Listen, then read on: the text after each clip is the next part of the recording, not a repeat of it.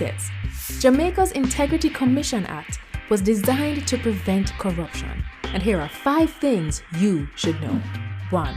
Under this law, every year MPs and senators must report what they earn, own, and owe. And if they don't, they'll be sanctioned. 2.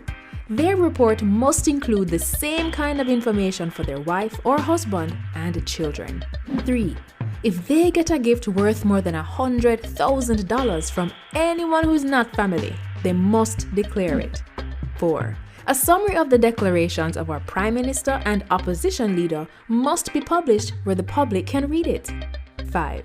Parliamentarians can now be prosecuted by the Integrity Commission. They can be fined up to $2 million or serve up to 2 years in prison if they don't file their declaration or if they give false information, and $500,000 for not filing on time or ignoring requests for information. Unfortunately, our parliamentarians made changes that prevent the public from knowing when they've broken the law or when they're being investigated. We really need to change that. Visit jampja.org to find out more about the Act and to track if your MP is obeying this law. If they're not, JAMP's MP Tracker will help you write, tweet, or call your MP. Ask them, you submit your declaration yet? The Integrity Commission clear you? Let's help the Parliament stay honest. A message from the Jamaica Accountability Meter Portal, funded by the European Union and the Inter-American Development Bank in partnership with the Private Sector Organization of Jamaica.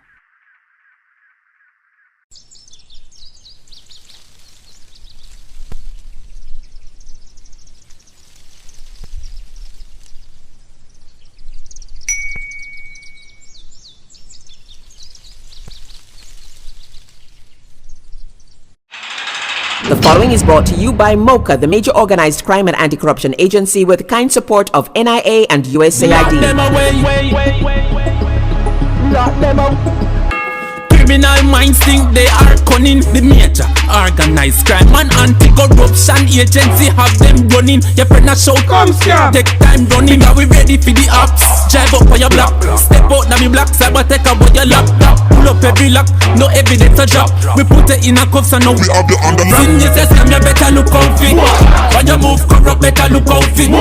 They say you get wet, look out for. Look out for, look out for. From you say scam, you better look out for. When you move corrupt, better look out for. They say you get wet, look out for. Look out for, look out for. The proceeding was brought to you by MOCA, the major organized crime and anti-corruption agency with the kind support of NIA and USAID. MOCA! MOCA!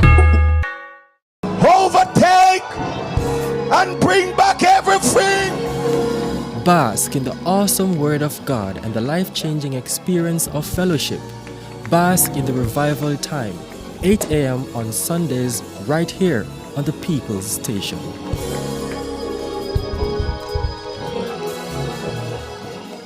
Jamaica, let's spread the word around to let the world know that we are proud to be one republic. We on the road to republic. Well then, let's propel we nation moving forward in a new direction. True independence, that's the projection. No more dependency, it's the best plan. Yes, we know what's best for us, cause we want we country prosperous. So make we just pull together as the general public while on the road to republic. Jamaica, let's spread the word around to let the world know that we are proud to be one republic. We on the road to republic. A message from the Ministry of Legal and Constitutional Affairs. We on the road to republic. Every year, the Jamaican Parliament approves billions of our taxes to be spent on goods and services provided by the private sector. Everything from pens to power plants, cleaning services to construction are obtained through a process called public procurement. But who funds this process? Citizens do. And we want our taxes to be spent wisely. When we talk about public procurement, there's a critical concept called value for money. We hear it in the Parliament all the time, but what does it really mean? Some think value for money means choosing the cheapest option, but it's more than that. For example, a community needs a new bridge, and the government receives bids from 3 companies. Company A offers to build it for $10 million in 18 months with a 50-year lifespan. Company B wants $12 million to finish in 12 months with a 75-year lifespan. Company C asks for $8 million, needs 24 months with a 25-year lifespan. Company B actually offers the best value for money. To determine that, we look for 4 crucial factors: economy, efficiency, effectiveness, and equity. Let's explore what each means. For economy, we must look beyond the upfront price and consider the full lifetime costs to maintain the bridge. Cheaper options could lead to frequent and expensive repairs. We get efficiency if the bridge is built within budget and on time, with no waste of materials. To achieve this, we need the best team, and clear criteria helps the government to pick the best proposal. Effectiveness looks at whether the government achieves its goal. This could require a community needs assessment to ensure the bridge will reduce transport costs and travel time, withstand the annual flooding with little disturbance to plant and animal life. Finally, equity. This is about fairness, satisfying the different needs of the community. The bridge design considers not just cars and pedestrians, but is sensitive to the needs of the elderly, the disabled community, and children. So when we're talking about value for money, don't just ask how much it did cost. Ask, what are we truly getting for our money?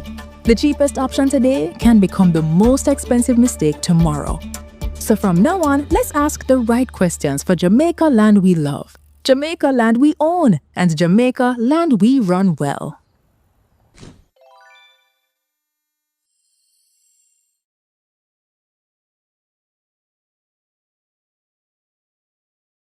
Cook it up and make we steam it. Fresh so me need it, tilapia a real fish. Cook it up and make we roast it. Farm fresh so me need it, tilapia a real fish. Grow smart at the best part. Food for thought so me have to eat smart. Easy catch, fully net. A tilapia so you don't know what's next. Cook it up and make we fry it. Fresh so me need it, tilapia a real fish. Bring home the best in freshwater fish. High content of vitamin B3, protein and potassium. Tilapia, simple, healthy, delicious. Jamaica, let's spread the word around to let the world know that we are proud to be one republic.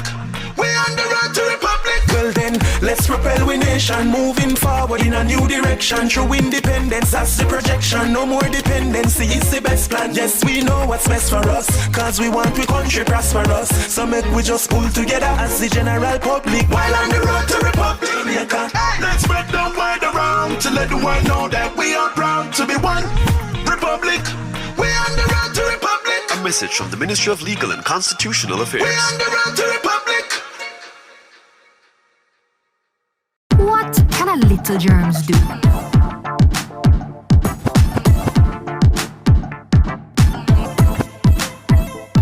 Pink eye running belly even flu. Germs can make them happen to you. Put germs on our manners with these. Cover your mouth when you cough and sneeze. Always wash your hand with water and soap. Keep dirty hands from your eyes and your nose and your mouth. You don't want to be sick, take care. Practice every day, no germs round here. A message from the Ministry of Health. Hey, I'm Abijah, the Roots Man. Today, I want to talk to you about something powerful. Peace. Peace isn't just the absence of conflict. It's about kindness, understanding, and respect. It starts with us. Every choice we make can build bridges or burn them. Let's choose peace in our words, our action, and our hearts. Peace begins with you. Together, we can create a brighter and safer future for everyone. Join me. Let's be that change we want to see.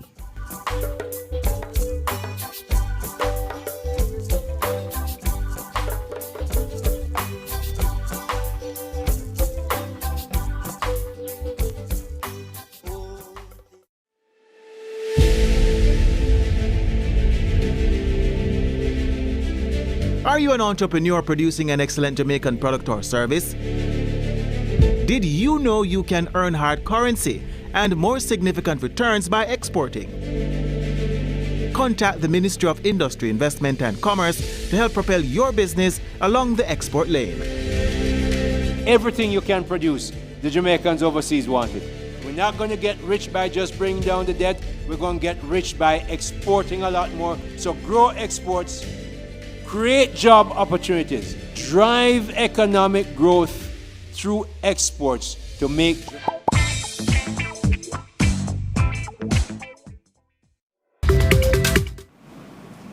Good morning, Jamaica. It is Wednesday, March 11, and we're here for another post-cabinet press briefing. And today we have a really good press briefing prepared for you.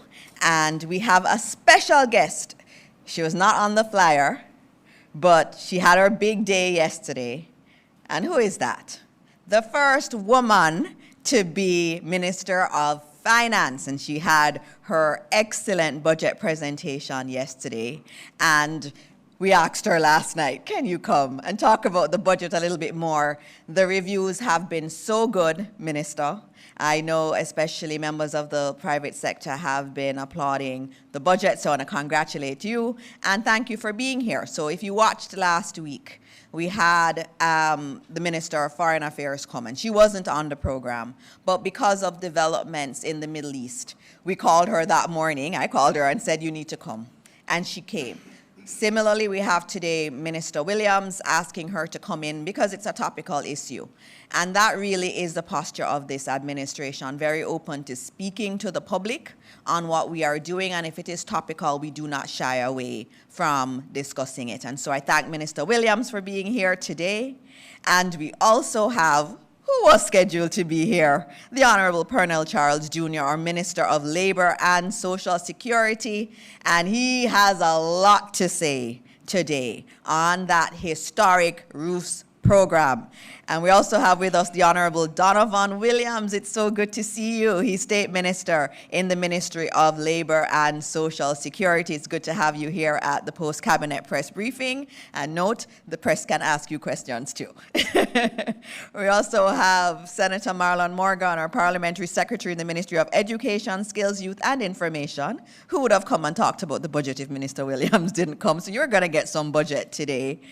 We also have Mrs. Dion Jennings, Permanent Secretary in the Ministry of Labor and Social Security, and all the other senior technical team from the ministry, including my cousin, I call her my cousin, who is not well, but she is here. That Ministry of Labor team, they work so hard, and it's good to see you here.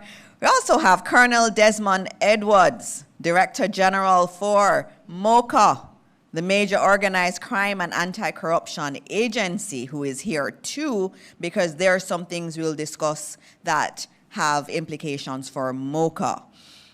Also want to welcome members of staff from all of the supporting ministries, departments, and agencies. We also have, as I always love to have in the audience, members from UTEC and the Jamaica Union of Tertiary Students, getting them ready to take on their role as leaders going forward. We also have two very special ladies this morning, and they said they prayed for us earlier. Miss Millicent Little and Miss Dorothy Williams, who are roofs beneficiaries, and you're going to be hearing from Minister Charles on that. We also have some wonderful young men here with us today, and they're from St. George's College, and they're a part of the math team. And so we have Jaheim Guthrie, Gamaliel Williams, and Joshua Clark. And their coach is also here, Miss Danielle White. And they're here because they won the maths competition, and we're in Mathematics Month, and I'll tell you a bit more about that. And so our members of the media who are here, Jamaicans watching at home and abroad, this is going to be a very good post-cabinet press briefing. And so we're going to go straight into it. Just 2 points that may have missed you this week.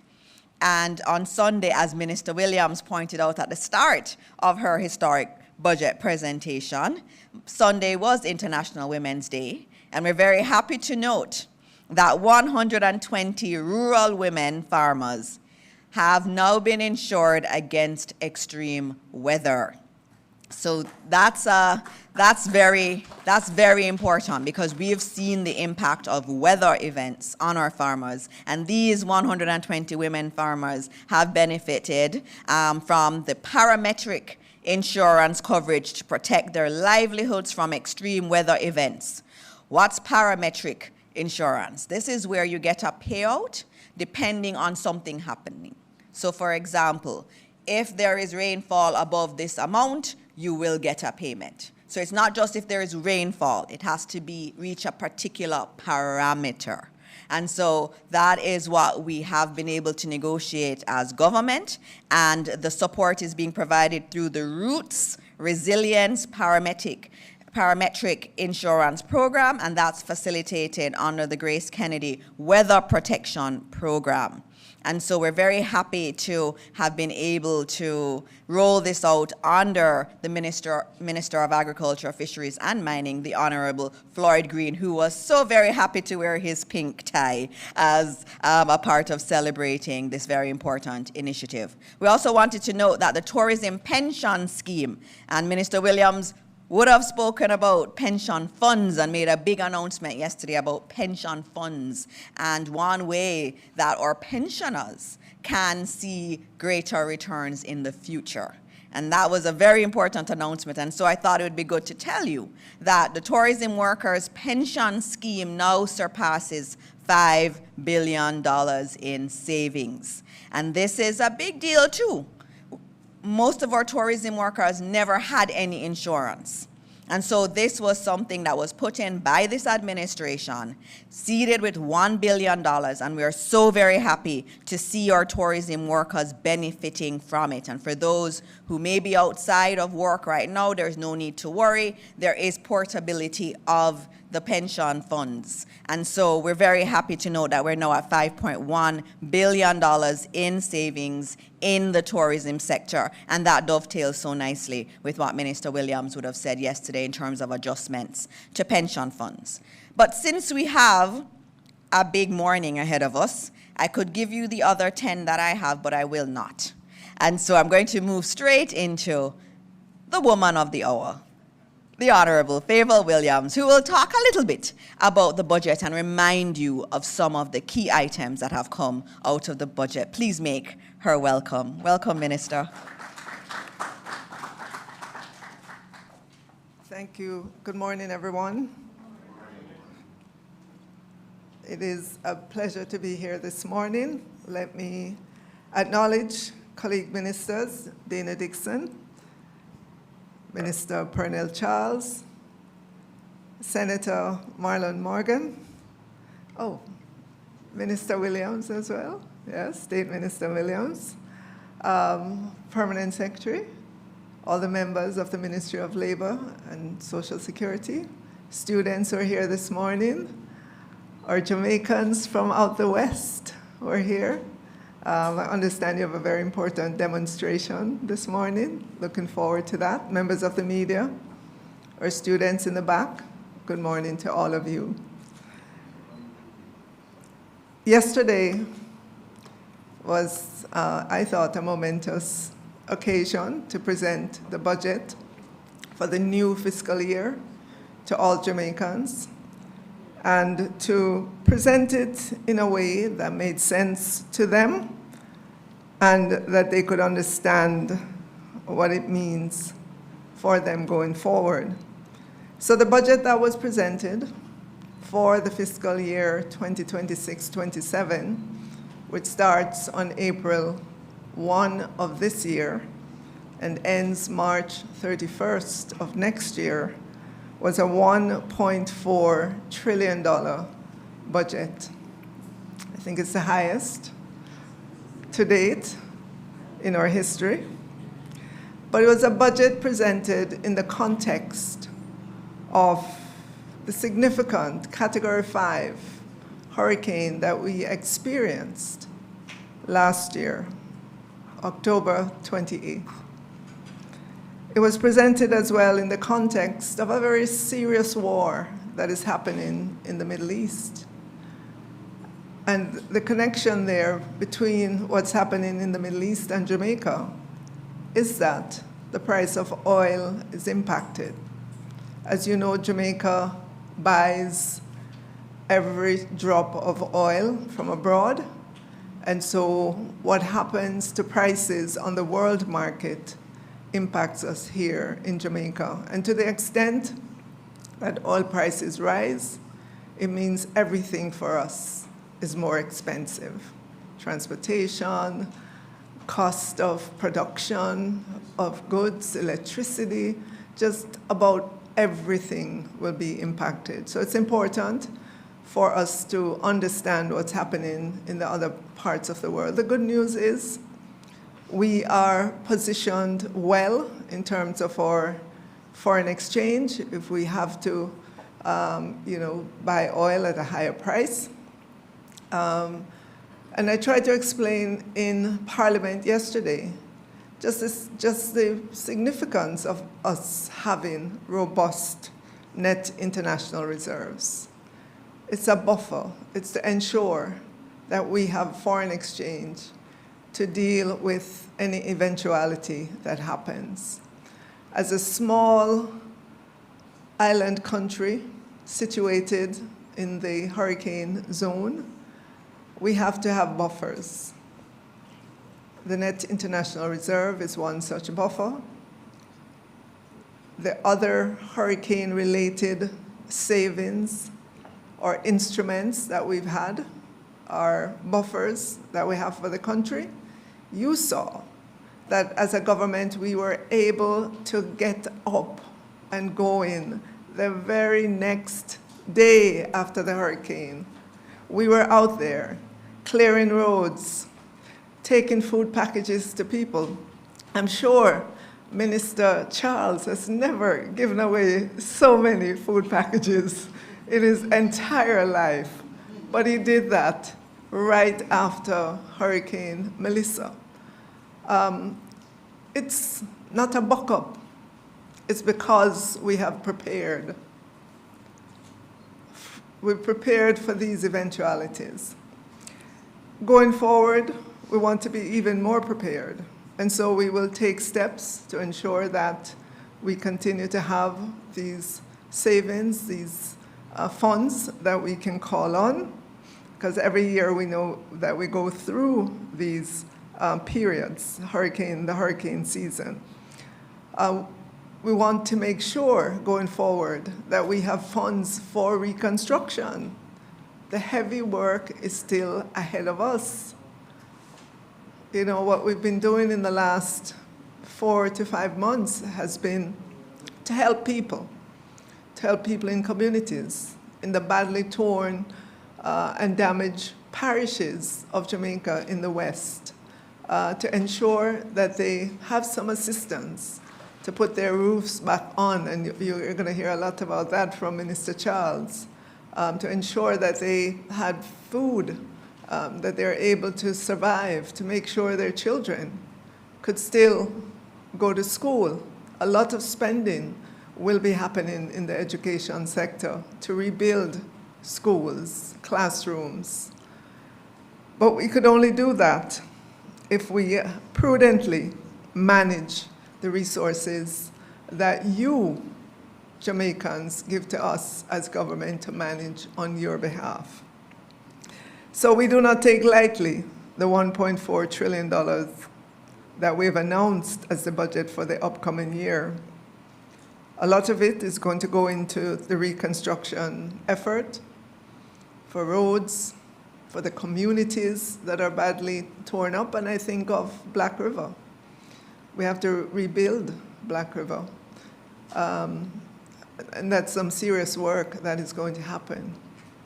We will be in need of construction workers, a lot of them. People who are masons, right, who are roofers, who are carpenters, welders. You're going to be needed. So if you've been going to Hart to learn a skill, raise your hands, because we need you in the reconstruction effort to go on. There'll be a lot of spending done, and we want Jamaicans to benefit from that spending. We don't want to, I might be getting risky here, but we want Jamaicans to benefit from the work that's being done in this country. So this morning, let me say again, as I said yesterday, Jamaicans can be assured of this government and the work of this government to take this country forward and out of the damage of Melissa. The Planning Institute of Jamaica, that gives us the projections for GDP, has indicated that for the fiscal year, the new fiscal year, we can expect growth, positive growth. Who would have thought that right after the aftermath of the hurricane, when we looked at the devastation? But yes, we're projecting to grow between 1% to 2%, and that is a good thing, an excellent thing for Jamaica. I see someone smiling over there. Thank you. One of the other things I focused on yesterday as well was the country's credit rating. And yes, it might be a strange concept to persons, but I want to say to all of you, especially our students, the credit rating of Jamaica, which is an assessment of our credit worthiness, just like when you go to a bank and they take a look at you, if you go to get a loan, and they assess you and says you're a good credit. It's much the same thing that happens to countries. You have rating agencies in the United States. Their sole job is to assess countries and give them a rating based on their credit worthiness. And Jamaica, based on where we are right now, all the 3 rating agencies have assessed us as stable. And, and this assessment happened after the hurricane. So for them to be at that point where they're saying stable, it's a good thing for Jamaica. And we take that seriously. I spent a lot of time in the budget in speaking about the budget, talking about the reforms in the financial sector. Why is that important? We have a financial sector that we know went through massive upheaval 20, 25 years ago. And since then, they've been extremely, extremely conservative. I'm not saying we're going to loosen the strings for them to become aggressive in their lending practices. But we're at a point where we can ease a little bit some of the restrictions that we have on them in order to get them to put more out into the economy. And so I focused on pension funds that have billions and billions of dollars, and to say to them, you can invest a little bit more in the activities of private sector companies. There's going to be a lot of reconstruction needed, and we want funds to be there. We are still cautious, and that's why we didn't make wholesale changes. We'll see as we make these incremental changes, what are the benefits that we're deriving from those changes. So that was a big deal and marked a new milestone for us in Jamaica. So ladies and gentlemen, I hope I've given you a little bit of a synopsis, a good preview of the presentation yesterday, and I'll be available for questions. Thank you.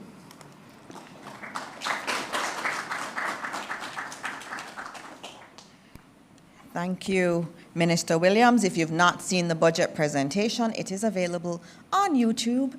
PBCJ's page has it, I know, and I'm sure it's on other pages, so please go and watch it. And we'll be putting out today quite a number of infographics that break down the budget, and the Ministry of Finance team has worked on many of these, and we'll be putting them out today so that the budget becomes alive for every Jamaican, and you can see how it actually impacts you. So please look out for those, and thank you so much, Minister Williams, for your excellent presentation yesterday, and then for coming this morning to talk again about how historic a position we are in to weather the geopolitical issues that we face in the world.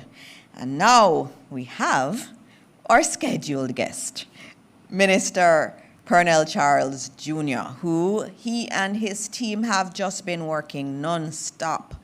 Right after the hurricane, they went into the distribution of food, manning all of those shelters around the country in terms of getting food to all of them. and helping our communities that needed assistance. And then they went straight into doing all of these assessments across the country. That was not easy work. They worked through the Christmas holiday to get this done.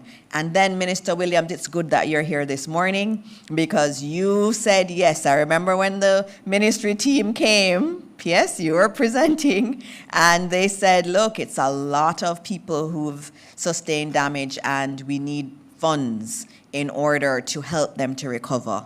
And Minister Williams was right on it. She wrote down the numbers, and of course she always interrogates the numbers. Do you really need that much? Do you think it's really going to cost that, as a good finance minister does?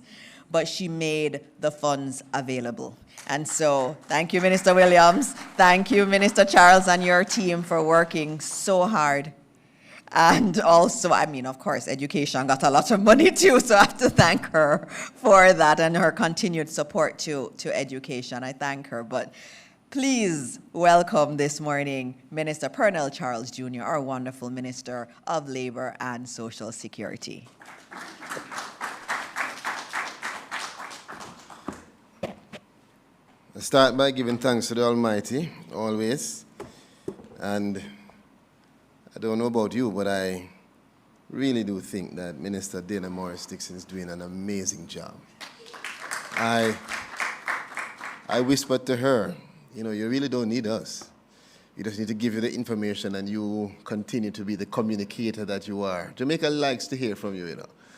You have a way of articulating. But I want to acknowledge all of the dignitaries, of course, my Minister of Finance and Public Service, who has supported the Ministry of Labor and Social Security, and who, by the look and the twinkle in her eyes, will continue to support when we get back to her for the supplemental coming up in the next couple of months. We really, really do appreciate you. What an amazing budget yesterday. Give her a round of applause.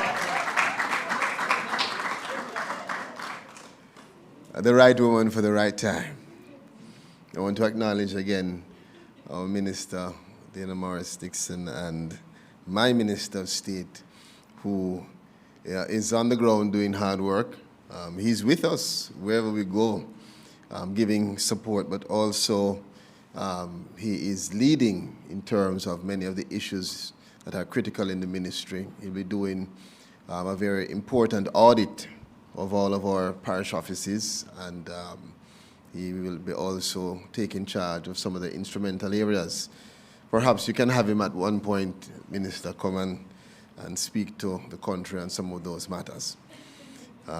He's a doer, you know, not a talker, but we're going to get him to talk. I want to acknowledge, of course, our Parliamentary Secretary, Senator, all of the officials, my Permanent Secretary, CTD, Director, and all from the Ministry of Labor and Social Security.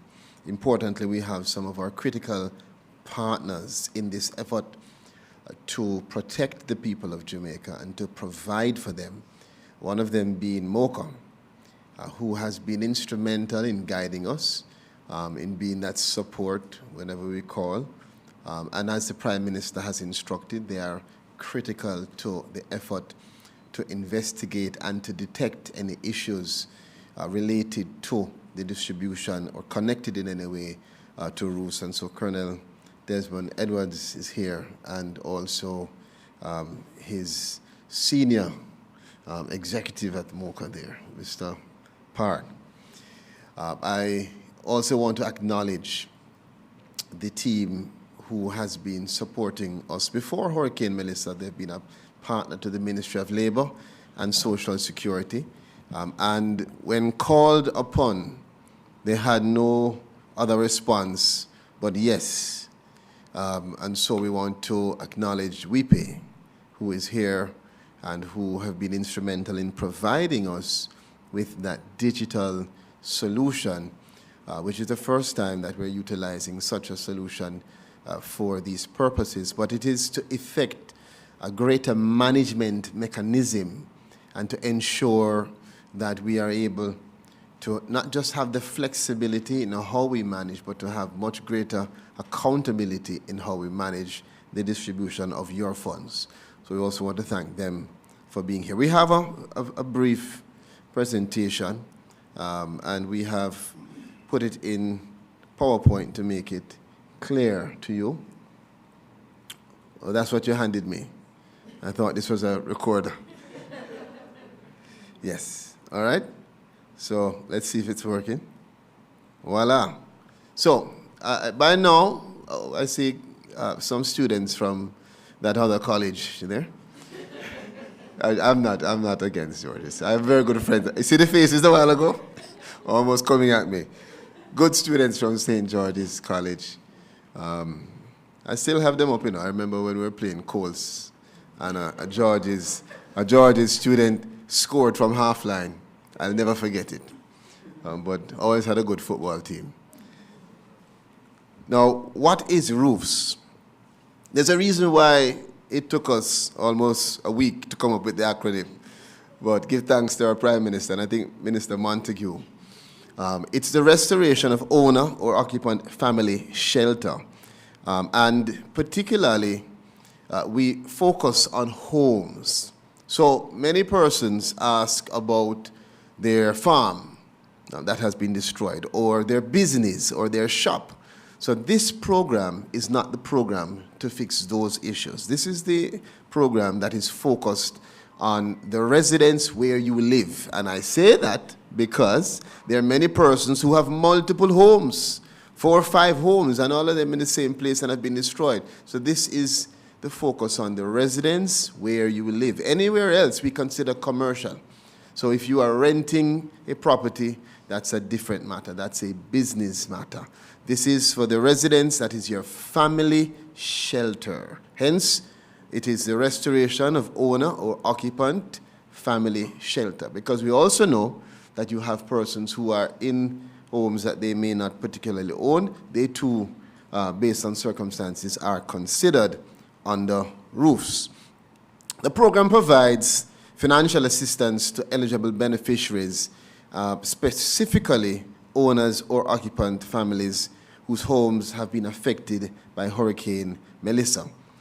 And it's also very important to note that these persons who are a part of the roofs program, which is one of the 6 elements of the shelter recovery program. Every time I say shelter recovery, I see my hands go up. And this is because I want to make it clear that the shelter recovery program is the umbrella program. That is the broad program. We call it the SRP, not the SLR. Does it? I see you about to. Yes, it's the SRP, right? The shelter recovery program, which has 6 elements, and the main element, the flagship element, is roofs, where we have that $10 billion allocation, and it is particularly to give those families the cash grants. Now, how does it work? It starts by having boots on the ground. And you recall hearing from our minister, Dana Morris-Dixon, that we had hundreds of persons out. I remember I was in the West, or driving to the West, and hearing her speak about the numbers and saying to myself, wow, that's a lot of people. And then I realized, oh, it's my ministry. But yes, we had hundreds of volunteers, of field officers from different ministries, from the Ministry of Labor and Social Security, persons trained by our Chief Technical Director, Audrey Dare Williams, and that's D-E-E-R, not D-E-A-R. And they were out on the ground doing the household assessments. After they do the assessment, it goes then to be verified to ensure that the information is accurate, to ensure that we can reduce the duplications, and to make sure that the persons who are to get are the persons who are on our list. Then we notify you that you're on the assessment list that has been approved. We set up whether it is for you to be, brought into one of our ceremonies, or for you to receive the information straight to your phone. And thereafter, once you receive that interaction from the ministry, you go out and you collect. To date, we have concluded, I'm not seeing what you're seeing. Yeah. So to date, we have concluded over 100,000 assessments. And let me put that in context. Remember now, during Beryl, it took us about 8 to 9 months to do less than 19,000 assessments. For Melissa, with the upgraded process, the upgraded electronic gathering tool, and the lessons that we learned to improve our operation, we have completed and we met the task of 100,000 in 4 months. And so I really want to take the time to just give thanks to the team members, who were out there day after day doing that work. All right. Now, I realize that I'm seeing it here. Yes. Go back. Yes, all right. Say PS is feverish. Go back. All right. So, all right. Once the assessments are done, the next step, of course, is for us to go through the list and do what we call cleaning of the list. Now, how can you clean a list, Minister? Well, let me tell you how we clean the list. We clean the list by sending that information to the National Spatial Data Management Branch, and they undertake the analysis of the list to eliminate duplication. Well, how you have duplication in a list? Well, listen, you have many persons, and I use my name, for example. What if you go to one household and Pernell Charles Jr., right, is interacting with one of the persons from the ministry, and that Pernell Charles Jr. Gets assessed for that household. They go away. 2 weeks later, Pernell Charles Sr. calls, my house don't get assessed yet. So they come back to the same house, and Pernell Charles Sr., unknown, of course, he would never know that his son was already assessed, right? He also gets assessed. That means you have 2 persons assessed for the same household. Okay? Another scenario is you might have a Pernell Charles Sr. who owns multiple houses. And so he goes from one place to the next place and gets assessed. Now that's a no-no. Why? Because it is one verification process and it takes some time. And I want to tell you, if it is that you have already been assessed, you will be contacted, or a recycle bin feature. So if you go into the text message, you'll see 3 dots usually, or 3 lines. If you click that, it will show you a number of things. Sent, this, that, recently deleted, or recycle bin. Voila, you'll see your text. You press it, you restore it, you're back to original. If you don't know what to do, call your grandson or your granddaughter. They will certainly know what to do. All right? Moving on. And I'm moving as quickly as possible. So, again, everybody knows this by now. Minor, 75,000. Major, 200,000. Severe, 500,000. That's the grant structure. And just to move quickly, both the severe, it doesn't have any WhatsApp on it. What do you do? We pay, what do you do?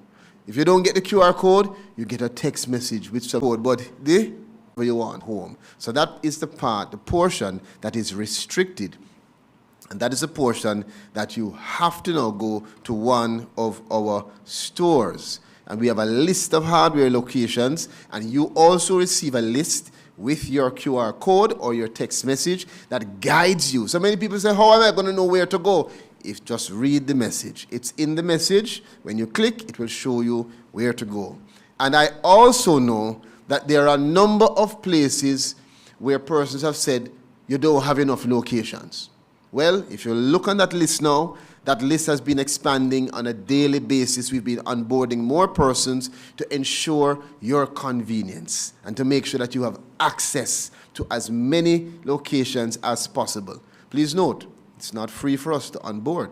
So we have to be very careful, and we have to be very, very clear in who we are onboarding. And those persons are also guided by the Ministry of Industry, Investment and Commerce to make sure that they are within the regulations, tax compliant, and all of those things. So you have a few persons that have been sending me messages that have, one person actually sent a message, PS, to say that they started a hardware and they would like their hardware to be added to the list of locations.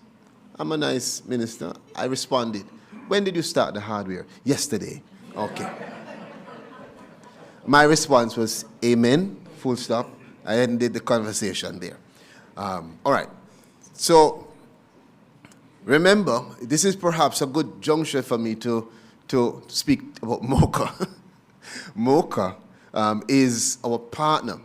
And on the instructions of our Prime Minister, we have been collaborating with MOCA to make sure, one, that the funds are utilized for the appropriate means, and to make sure, two, that all things related to this entire process and connected in terms of the hardwares and other elements of the roofs program, that they are running smoothly, they are streamlined and within the law.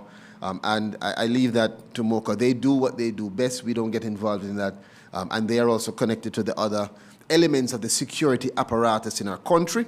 And so we're pretty confident that we have the right team to ensure accountability and safety and firstly protection of our people and process.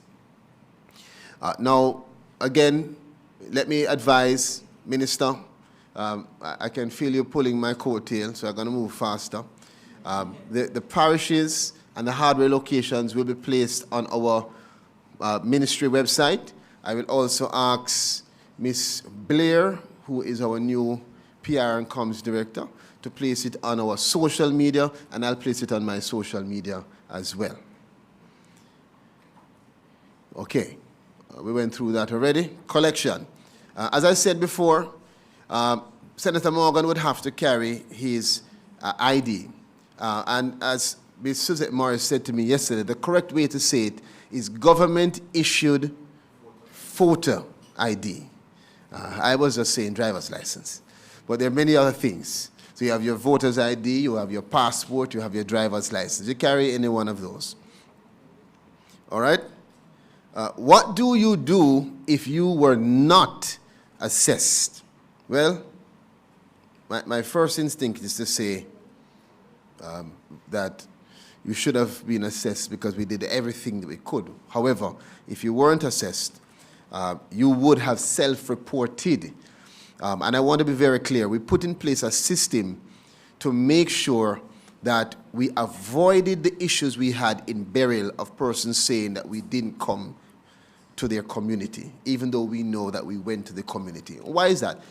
Inevitably, you're going to have situations where persons are out at work, or if the house was completely destroyed, they wouldn't be at the house, right? Correct. So we wouldn't always have a chance to intersect with all persons on all streets in all communities.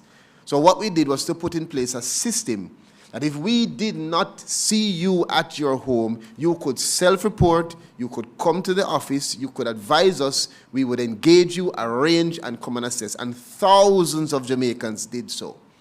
However, you still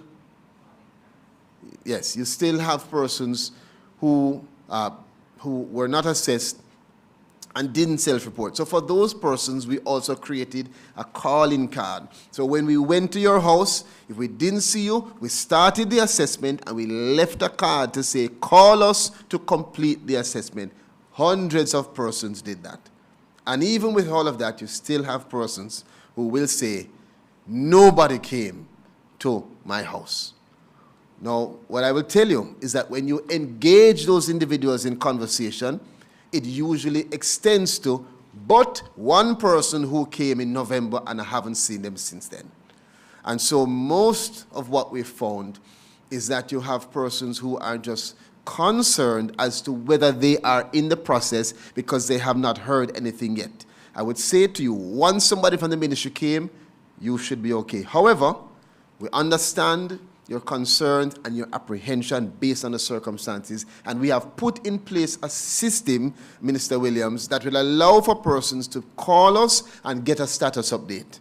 That status update is going to alleviate your concerns because this requires a lot of patience. We do the verification and the distribution in batches, and so everyone will not get at the same time.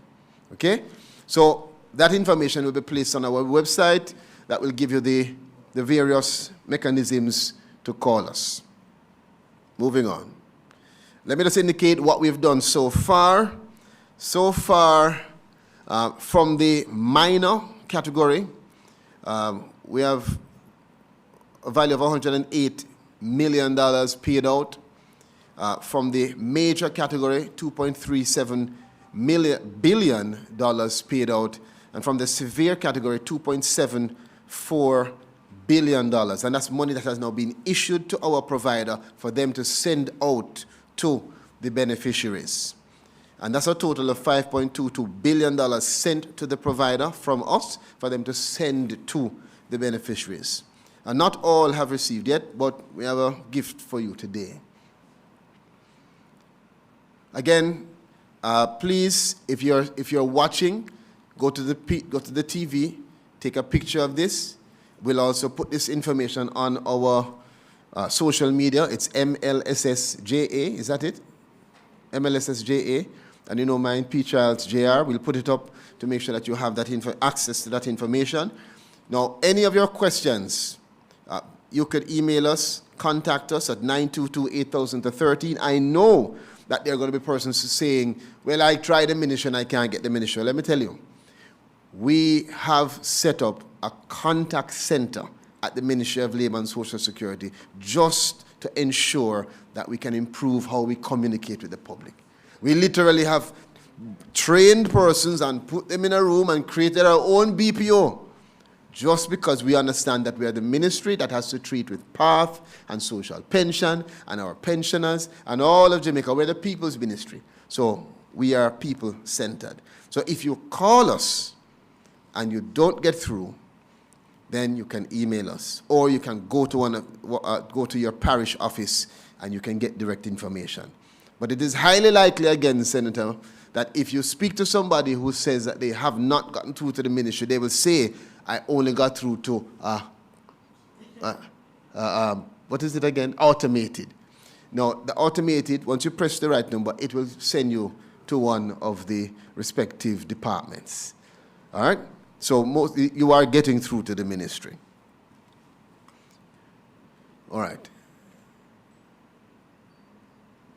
Okay. No, I think that's the end of the, okay, good. All right, so I just want to wind down. 1 second, Minister. Hey, Minister Morris Dixon, not easy, you know. She's telling me that she's ready. She's pouncing. 1 second. I want to ask, let me make sure that I have my button here. We have it on the screen. Is it ready to go on the screen?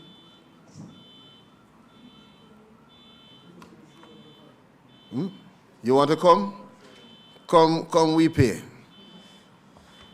So we want to make sure, yes. So maybe you can explain. So we have Kibwe from We Pay here. So I don't know if this has ever happened at any postcard, but I want to advise you today we are going to Trelawney. That's why I'm, you know, and we are going over to Trelawney to do the same ceremony. It's the last of the severe areas for us. However, we knew that we are coming here today, and we're going to make sure that all beneficiaries for the entire funds that we have sent to We Pay, that they are satisfied. So we have a special presentation today. We'll ask We Pay to explain. Sure. So, yeah, good morning again, everyone. So what is going to happen right now, the minister, he's going to be able to press a button. Don't press it yet, minister. He's going to be able to press this button. And all of the people across Jamaica who still haven't received their messages yet, their QR codes, their text messages, the instructions, they're going to get that instruction right now when he presses that button. And we have 2 persons to show. And we have 2 persons to show who should also be getting the message. So I don't know if you just count with me, you know, little dramatic effects since we don't have no drums. This is all of the 5.2. Correct. Okay.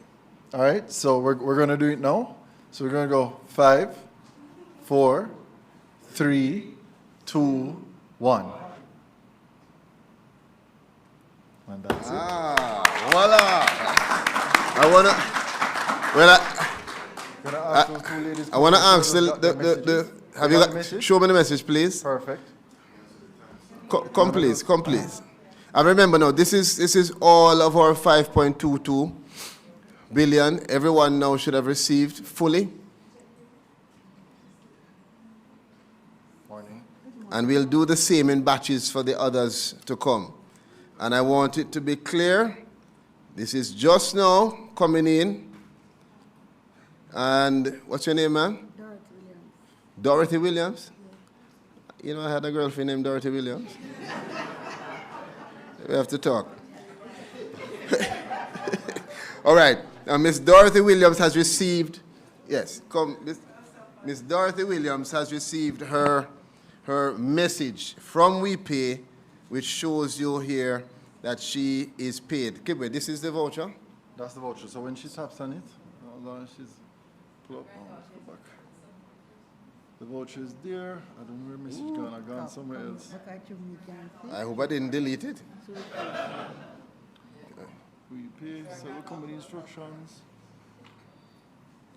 And is her phone online? No. Oh, it's not. Oh. Okay. All right. Give her Wi-Fi access and just put it up on me. Yeah, my team will show you now where it goes to. Give me our Wi-Fi. Okay, great. 1 second. Sorry, Minister. 1 second. Enabling Wi-Fi access. I'm giving her my Wi-Fi. Anybody want to guess what my password is? You'll never guess it. Huh? What is it? Busy? No. That's from my chief technical director. No. I was about to tell you, but then I remembered. Yes. Authenticating. Saved. Why is it not connecting? No. All right, so that's it. Came up? Oh no, that's your Wi-Fi. Mercy. All right. Well, if it was that iPhone, I could help you. All right. Connected? Connected. There we go. All right. Go back to the message. All right. Let's see. Click this one. Loading now. Dorothy Williams. That's her QR code. Shows the money, the original balance, which means that she can go to the hardware and she could say to them, only use 125. They would take the 125 and then she would still have on her balance 75, which she could go elsewhere and redeem for cash or in whatever other way she wants. Isn't that, I mean, this is where Jamaica is. All right. Thank you, Miss Dorothy. What's your name? Sharissa. Oh, thank you. You're your granddaughter? Yes. Thank you. And this is what we're asking for. So we're asking for family to support family if it is that there's any need to access the technology. Thank you very much, Minister. Thank you to WePay. Thank you to all of the team members. Thank you. Oh. Sorry. 2 more minutes. I just wanted to be clear because we've been having some concerns about the security. I just wanted WePay just to explain very quickly in relation to the security for the technology. All right. Thank you, guys. So, of course, these are unique QR codes that everyone gets. And, of course, for those phones that aren't as smart, they get an SMS code with it as well. So what happens is the beneficiary goes to the hardware store or any participating location, which also includes our cash-out locations. When the beneficiary goes there, they show their QR code. What happens then? Our machines, which are installed, point-of-sale machines, but they don't actually handle a sale, they will read the QR code. And when they read the QR code, it's going to pull up the beneficiary's information. The instructions that the cashiers at those locations have is to then take the same machine, take a photo of the beneficiary, take a photo of their ID. So immediately, on the back end, the ministry and the minister is able to look on their dashboard and see that John Brown collected this amount. John Brown's photo is there. John Brown's ID is there. Those photos happen in real time. And also, from the hardware store, The cashier also has to take a photo of the receipt. And that receipt is uploaded onto the system where we have our AI system reading that receipt and sharing with the ministry also in real time what goods were purchased. So at the end of the program, we'll be able to tell how many pieces of zinc, how much pieces of block. So what you're talking about is detailed, rich data so that if something like this again happens, the ministry will be able to make quicker assessments and know what kind of energy and money that they'll need to put out. And that's how that works. Excellent. All right, guys? Excellent. Excellent. All right, me again, very quickly, just to indicate, as I did yesterday with Cliff Hughes, when you receive your text message or your QR code, it is not to be put on the shelf or in your pocket for weeks. The QR code and text message will have an expiration date applied to it. So we're doing this in batches. Today we have just finalized the first 5.22 billion, that batch. All of those persons now in that 5.22 are paid. You must now move with a swiftness to go and redeem your code for material or your text message for material or for cash. Do not sit down and wait. Within the next, well, I would say within the next 3 weeks, you should try your best to do your redemption. The expiration will come, right? Will come at least within the next 3 months, but it's going to be done in batches. So you first batch, you have to go now. Thank you. Thank you, Minister. Thank you. And we've never had that happen, Minister. We've never had any kind of demonstration like that with an individual getting funds immediately on their phone. So I really thank you for that demonstration. And also, even where there was no Wi-Fi, we figured it out and we were able to help. And so I want to thank you, Minister. I want to thank you to the team for this wonderful technology. And I want to thank Minister Williams, too, for facilitating all of this across the country. There's so many other families who are happy today because of that. So thank you. We are at a post-cabinet press briefing, so I'm going to quickly tell you what we discussed in cabinet this week. We spent time on the Cuba medical program, and you would have heard an update on Monday. There was a press conference on Monday on that done by Minister Tufton that was coming out of cabinet. So when we have cabinet meetings, there are consequences of it, and we discussed and approved the request that had come from Minister Tufton and the Ministry of Health and Wellness for funds to be allocated to assist in the transition, also the fast tracking of getting medical professionals from other countries around the world. So that was discussed in cabinet quite at length. The roofs program that you had the demonstration from so wonderfully from Minister Charles this morning, that was also discussed quite a bit with members of the ministry team there too. And in that discussion, MOCA did come up a lot because of some security concerns, and we are addressing them. MOCA is here this morning, so if anyone has any questions for them, you can do so. We also looked at the survey of living conditions. We went through that in a lot of detail. It gives us important, rich data that we use in terms of making policy for the country, and I'll get those results out to you so that you can also see where we are. There are positive things in there in terms of rates of poverty and so on, but we also looked at other things like the declining population that it is unearthing and what that means for policy formulation in Jamaica.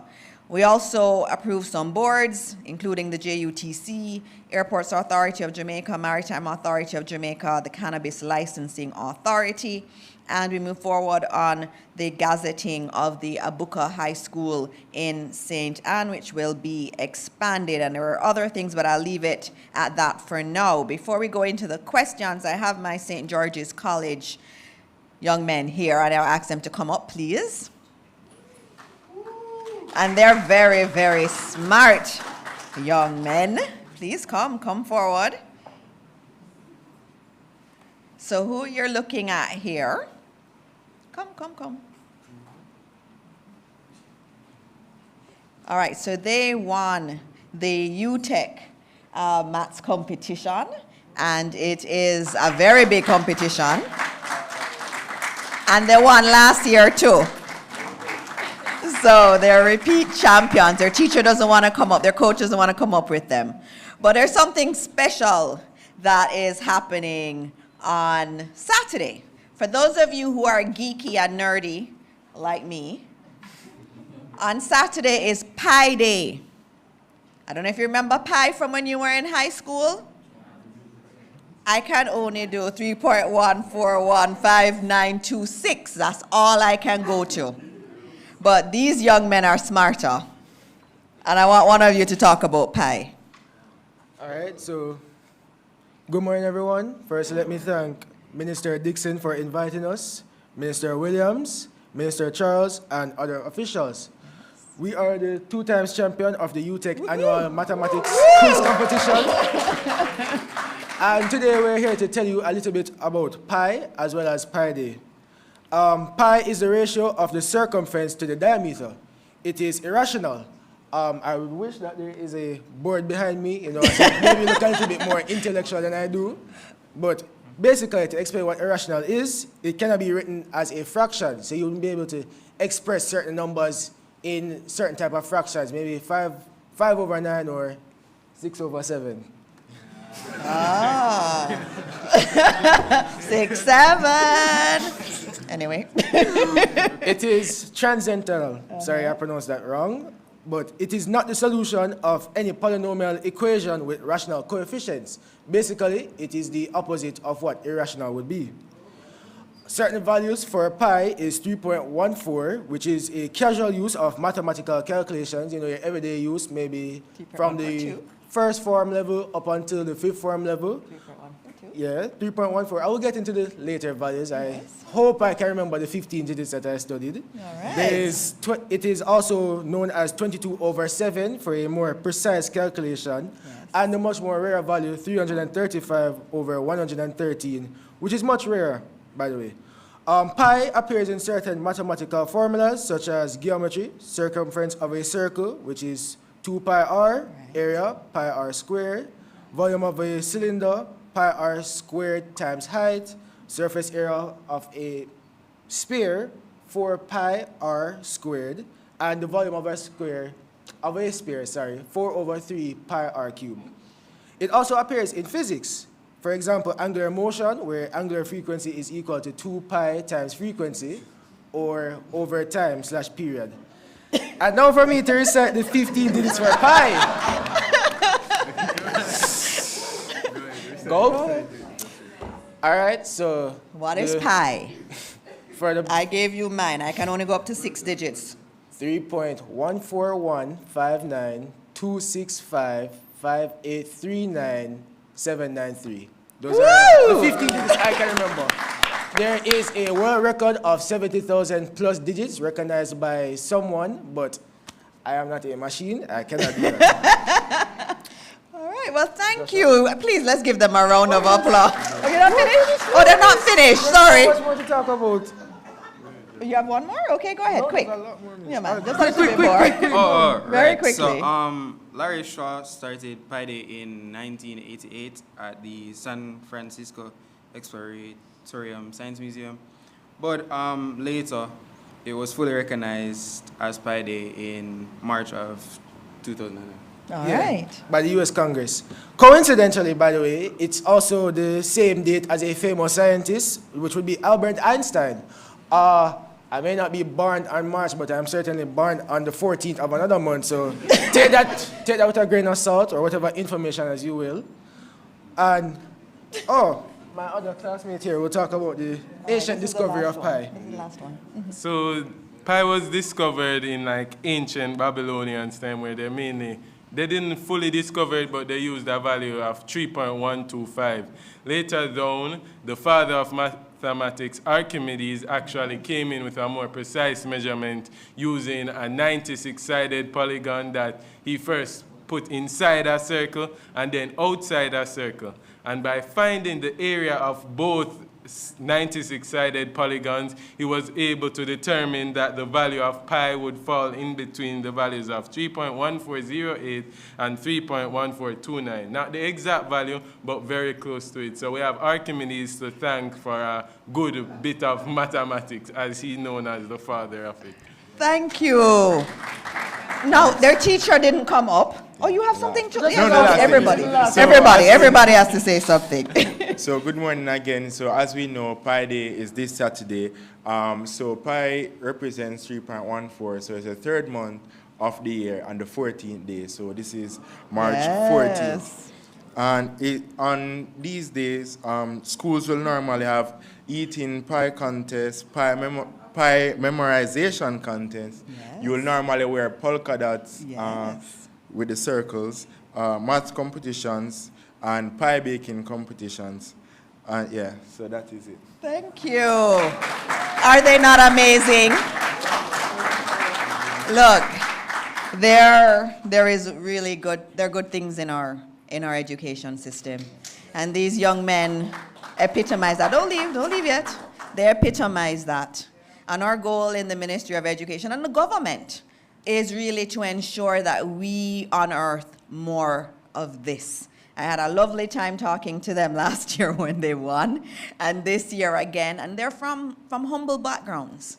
And they've done excellent, and their teachers done an excellent job coaching them. And if we're going to reach the potential we know Jamaica can reach, we have to get more of our students looking like this, and that's our commitment. And so on Friday, across the schools, we are going to celebrate Pi Day because it is on Saturday. We will wear some polka dot on Friday, but we'll also be doing some other things across the ministry. We're going to be having the Mathematics Hat and Tie Day on March 13, and across all our regions, we'll be showcasing concepts like algebra, geometry, measurement, numbers, statistics, and probability through creative design. So we're trying to make mathematics come alive. But these young men, you've made me so happy this morning. And I'm looking forward to Pi Day. I'm one of those who celebrates Pi Day. And so thank you, gentlemen, for being here this morning and telling Jamaica about Pi. Thank you. And media, you can ask them questions too. So now we're open to questions from the media. You can ask about Pi, you can ask about the budget, and you can ask about roofs. Good morning, everyone. Good morning. Mahiri Stewart, Nationwide News here. My first question would be for Minister Charles. I'll ask you what Pi is, don't worry. Yeah, ask him how much you can go with Pi. So, not too long ago, I remember the Prime Minister saying that penalties would be imposed on persons who did not use the housing grants for their intended purpose. My question is, how? How the penalties will be imposed? Correct. So we leave that to the members of the security apparatus for the country. They are the ones who have that responsibility. We're focused on our operation. We collaborate with them. We provide them with the information. They investigate, detect, and they will take care of that. So they utilize the legislation as needed, and it depends on the circumstances. So depending on whatever the matter is, MOCA or one of the partners will address it based on what the legislation provides as the guidelines to address the matter. Okay, MOCA can speak to you outside after, yeah. You don't want MOCA to speak to you outside after. I would. And my second question would be, in terms of, I know there are assessments that take place before the grants are given to determine where persons fall, but in terms of, will there be further assessments in order to check on how far the rebuilding has taken place? Excellent question, yes. So our social workers and the parish office teams, inspectors, clerks, all of them are out. And insofar as possible and practical, we're trying to make sure that we do those post-coverage observations and assessments that would allow for us to confirm that you move from redemption to restoration. Now, you can't do every single one, but a sampling is utilized, and they do have their formula in terms of ensuring that community by community. We also provide best practices, guidelines in terms of hurricane shutters and other things, while also ensuring that the materials are being used for the right purpose. Right, and I guess question could tend to go for both of you. I know that Minister Morris Dixon not too long ago announced a bridge initiative with heart for young persons to be incorporated into this rebuilding process, whether it be houses or just any buildings in the West that need assistance. Can I just get an update on how that initiative is going? Sure, that's going actually very well. They're mainly working with the JDF, so you know that the JDF is doing some of the restoration of houses. And so they've been assigned to the JDF team. They are learning on the job and learning discipline at the same time, which is even more beautiful. And we have some of our partners, global partners. So we know Guyana and some of our African brothers and sisters have sent their troops here. And so HEART is working with them and giving students to them to assist Jamaicans who couldn't do it on their own. And you can imagine there are a lot of our older Jamaicans who may live on their own who can't do it. And so the JDF's work and the work of the HEART student is really beautiful in those instances. All right, thank you. My last two questions would be for Minister Williams. So the first one would be, yesterday during her budget presentation, she did say that investment ratings or the investment gradings that Jamaica is getting is equivalent to our gold and our oil. And I know that she spoke about Moody's, Standard & Poor's, and Fitch as three agencies that have given Jamaica good ratings. But my question is, in terms of getting to investment grade status, how far away are we from that? What needs to be done to reach that? And how important will investment grade status be in a post-Melissa Jamaica? Okay, thank you. Thank you for the question. Yes, as you said, there are 3 rating agencies. And right now where we are positioned as a country, we are just a little bit under investment grade. It's going to require us having more robust and consistent GDP growth to vault us over into investment grade. So that is what we have to work on now. They have seen us in terms of our performance over the last several years, and it has been particularly good for them to see us managing disasters and to see how we emerge from that. And it's that performance in the past that has given them the confidence to still continue to rate us where they've rated us. So I wanted to impress on all of us, on Jamaicans, how important our credit rating is in the global world, and that locally at home we should take it serious. And we should work towards improving that credit rating, because it means if we have to borrow, we get it at a much lower rate. It means a lot of things when investors are looking for where to invest. It gives them a sense of what the environment is in Jamaica, how seriously do we take our affairs in Jamaica. So it's important. It's our oil, it's our gold. Right, and my last question would be concerning the net international reserves. We're at 6.8 billion USD, correct? Now, we've seen analysts since the budget was presented saying that maybe we don't need to continue funding the NIR and instead use that money to fund projects. What are your thoughts on comments like that? Well, I want to say, when you think about the NIR, don't think about it as you think about a savings account. Think about it as a current account, a checking account, because there are inflows and outflows out of the NIR. When you go online and shop, you have to pay for it in US dollars. Where do you think those US dollars come from, right? When remittance comes to the country, it gets recorded in our net international reserves. When tourists spend US dollars, wherever they spend it in Jamaica, if they go to a cambio and change that US dollars, it has to be remitted to the Bank of Jamaica. So it's a flow when you think about the NIR. And to the extent that you get to the end of the year and you have a positive that adds to the NIR, we have to keep it strong. We have just recently seen the escalation in oil prices. We don't generate a drop of oil here in Jamaica. We have to buy it, and that means we have to have ready US dollars in order to do that.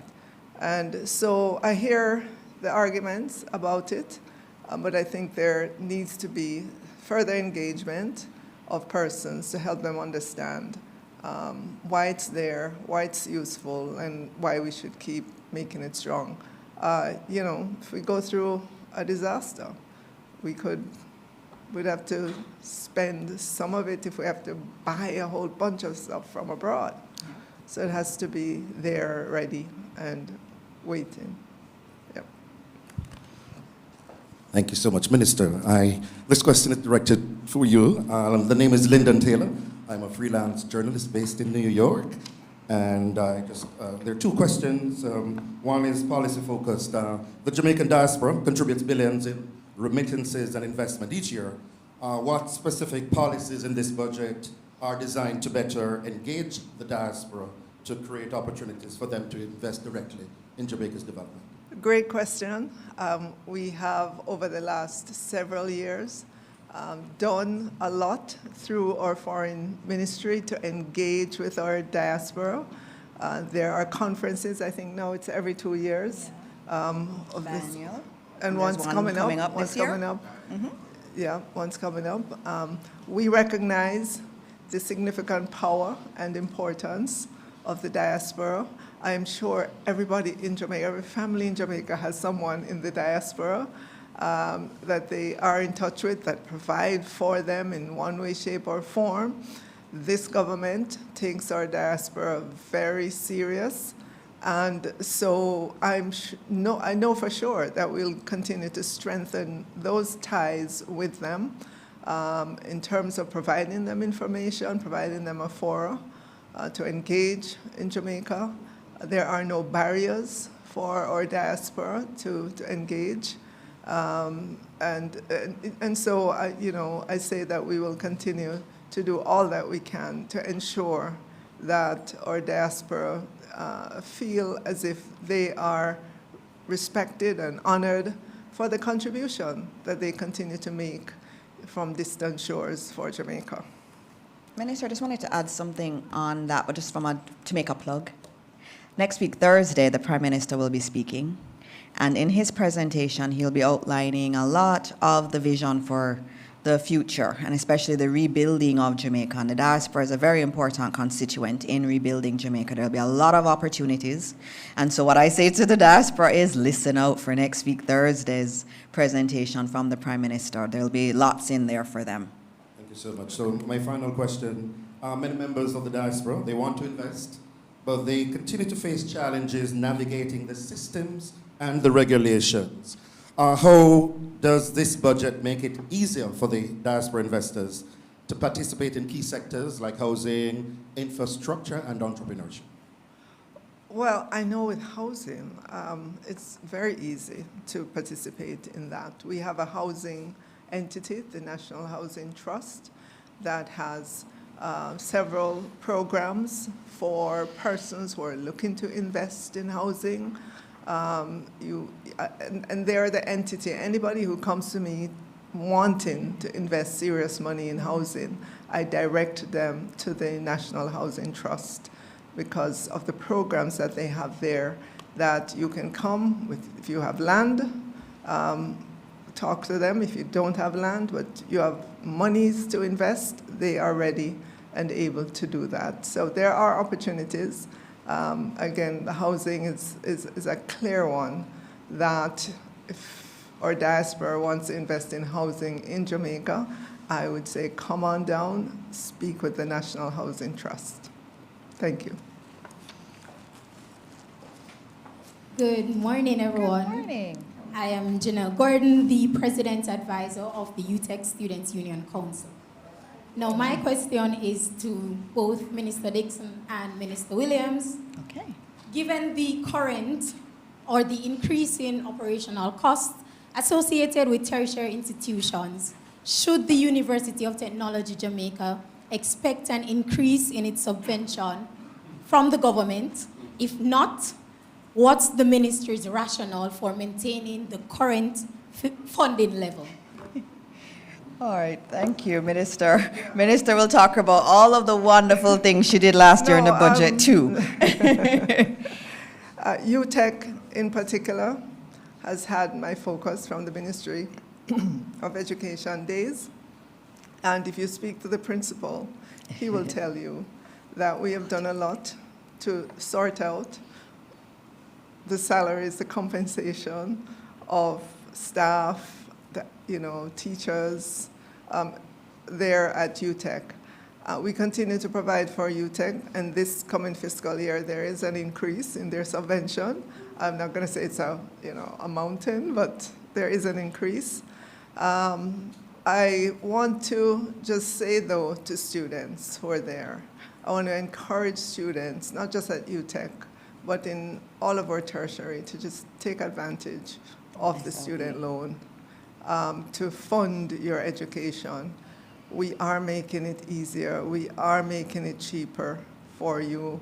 We're making it so that when you leave, you graduate, the repayment won't be a burden to you. It's the way that government has provided financing for your education so that you can go through school hassle-free. You don't have to be worried, where am I going to get dinner from, or, we're providing for it, and we'll make it better as we go along. Thank you. Thank you. Are there any other questions? All right, that's it in terms of the questions this morning. And we have our young people here. And at the end, I always tell you what you leave here with when you go home. And your parents ask you what they talked about at Postcab. And for the guests who don't usually come, and you have to go tell them, you're going to tell them there was a $1.4 trillion budget announced by Minister Williams yesterday, and it was historic. And that even with all of the geopolitical issues going on around the world, including the increases in oil prices, your government has done an excellent job in building buffers. And some of these buffers include our net international reserves, and it also includes insurance policies and savings. Remember, Minister, last year talked about not partying with the rent money? That's what that's about. When you put down have these buffers and you put down money. And also, we're really allocating a lot of funds for reconstruction. You would have heard about what we're doing in the Ministry of Labor, but there's also work being done across agriculture, where we're supporting people in the agricultural sector. We're also rebuilding schools. A lot of money has come from the budget this year to rebuild our schools in the West. We thank Minister Williams for that. And also we're looking at small businesses, helping them and providing more support there. On the Roofs program, you're going to go home and said, we are so sophisticated. You now get your notification on your benefits through your phone, and we're using QR codes to do it, and we saw it live here today. And where there are people who are thinking about committing a crime or becoming a scammer in relation to this, remind them that MOCA was here and MOCA is watching them. In addition to that, the Ministry of Labor, if you need more, if you want to know where the hardwares are, it's on their website. It will be on the minister's social media pages and the ministry's social media pages too. And they've been expanding that list of hardwares that you can use. And on the hardwares, you're going to tell people that this government was intent on the funds being used for what they are meant to be. So when Minister Williams gave the $10 billion, it needed to be used to fix people's houses. And that's why you have to use it at the hardware. That's again providing our people with confidence that your taxpayer dollars are being used appropriately. And we're very happy to have heard all that has been done and that this work continues. And if you haven't gotten your text message yet, they're verifying things. You're going to get it.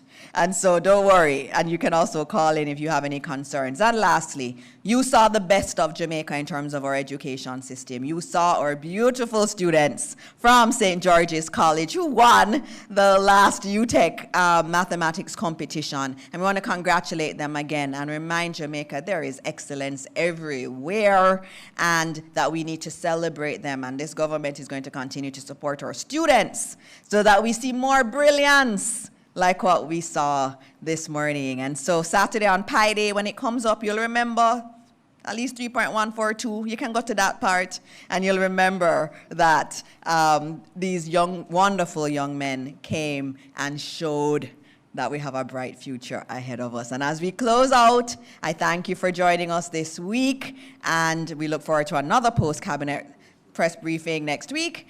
And we always end by asking God to bless this wonderful country that we have and that we love so much. Thank you all. We're done.